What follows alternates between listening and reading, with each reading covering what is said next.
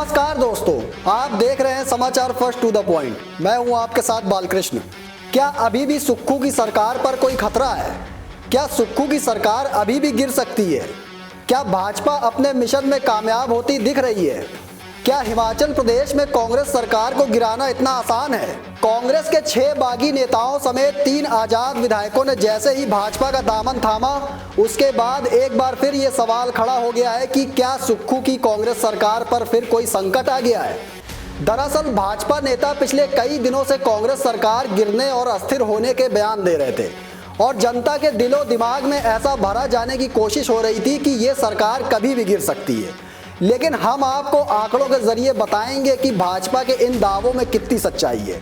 9 नेताओं के भाजपा ज्वाइन करने के बाद अब भाजपा के अंदर क्या परिस्थितियां पैदा हो रही हैं, ये भी हम आपको बताएंगे।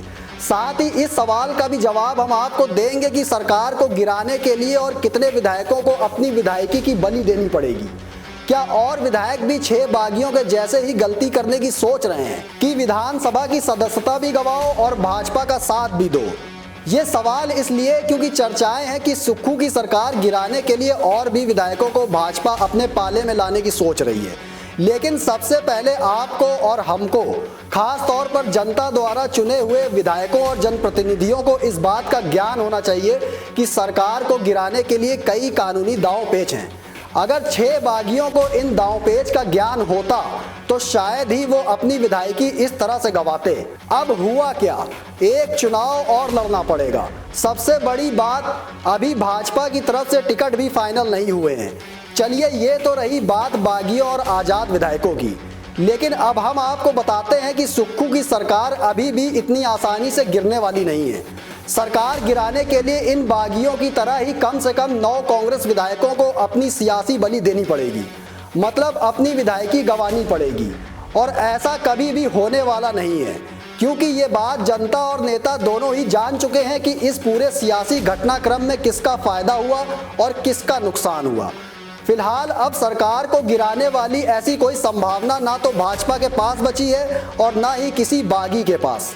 दरअसल भाजपा के पास 25 विधायक हैं और कांग्रेस की सुक्खू सरकार के पास 34 विधायकों का संख्या बल है। भाजपा और कांग्रेस के बीच का फासला अभी भी 9 विधायकों का बनता है। ऐसे में सुक्खू की सरकार तब तक नहीं गिर सकती जब तक कांग्रेस के और 9 विधायक अपना इस्तीफा ना दे दे। कांग्रेस के और 9 विधायकों को अपनी विधायकी गंवानी पड़ेगी, जिसके बाद भाजपा का सरकार गिराने का मिशन पूरा हो सकेगा। अगर कांग्रेस के 9 और विधायक इस्तीफा दे देते हैं तो भाजपा और कांग्रेस दोनों दलों के पास 25-25 विधायकों का संख्या बल रह जाएगा।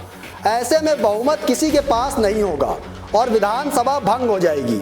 फिर नए सिरे से विधानसभा चुनाव होंगे और सभी को दोबारा चुनाव लड़ना पड़ेगा। इससे साफ है कि अभी भी वही परिस्थितियां हैं जो पिछले 1 महीने पहले बनी थी, जब बागियों ने अपनी सरकार से बगावत कर ली थी। साथ ही आजाद विधायकों ने भी सरकार के खिलाफ मोर्चा खोल दिया था। कांग्रेस के 6 और 3 आजाद विधायकों की बगावत भी सुक्खू सरकार को हिला नहीं पाई थी। तो फिर अब कैसे सुक्खू सरकार के गिरने या अस्थिर होने का भ्रम जनता के बीच फैलाया जा रहा है? ये तो रही बात कांग्रेस की सुक्खू सरकार की। अब आपको भाजपा में जो अंदरूनी घमासान मचना शुरू हो गया है वो बताते हैं।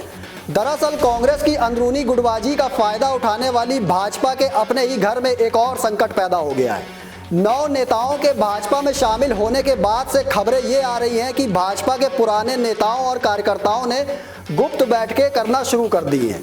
अभी तो फिलहाल 9 नेताओं को भाजपा ने अपनी पार्टी में शामिल करवाया है। पहले इनको एडजस्ट करना ही मुश्किल हो रहा है और फिर और कितनों को अपने पाले में भाजपा लाने की सोच रही है। इन 9 विधानसभा सीटों पर भाजपा के पहले से ही टिकट के चाहवान और बड़े दावेदार बैठकें कर रहे हैं। खुद केंद्रीय मंत्री अनुराग सिंह ठाकुर के लोकसभा क्षेत्र हमीरपुर में ही 5 सीटों पर उपचुनाव होना है, जिसमें सुजानपुर, हमीरपुर, बड़सर, गड़ग्रेट, कुटलैहड़ विधानसभा आती है।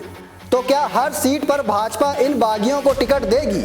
अगर टिकट देगी तो भाजपा अपने पुराने नेताओं और कार्यकर्ताओं में फैले असंतोष को कैसे कम करेगी? ऐसे में अब सवाल ये है, कहीं भाजपा सुक्खू की सरकार गिराने के चक्कर में खुद तो नहीं फंस गई? आपको याद होगा कि 2022 के विधानसभा चुनावों में टिकट ना मिलने पर भाजपा के ही 22 बागियों ने मैदान में ताल ठोकी थी, जिसका नतीजा ये रहा था कि भाजपा को बुरी तरह हार का सामना करना पड़ गया। अब कांग्रेस नेताओं को अपने पाले में लाने वाली भाजपा के सामने फिर से विधानसभा चुनावों वाली परिस्थितियां खड़ी होती नजर आ रही हैं। सुक्खू की सरकार तो गिरने से रही, लेकिन भाजपा ऐसा लगता है कि अब अपने ही बुने हुए जाल में बुरी तरह फंस चुकी है।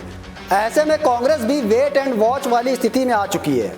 मतलब कांग्रेस भाजपा का हर दांव देख लेना चाहती है, उसके बाद ही अपने उम्मीदवारों को मैदान में उतारेगी। ऐसी परिस्थितियों में सवाल ये भी है, क्या जनता अब बागियों को अपना कीमती वोट देकर फिर से विधानसभा पहुंचाएगी? दोस्तों, फिलहाल मुझे दीजिए इजाजत, फिर मिलेंगे एक और स्पेशल रिपोर्ट लेकर। लेकिन कमेंट बॉक्स में आप अपनी राय देना ना भूलिएगा, क्योंकि आपकी राय हमारे लिए बेहद महत्वपूर्ण है। धन्यवाद।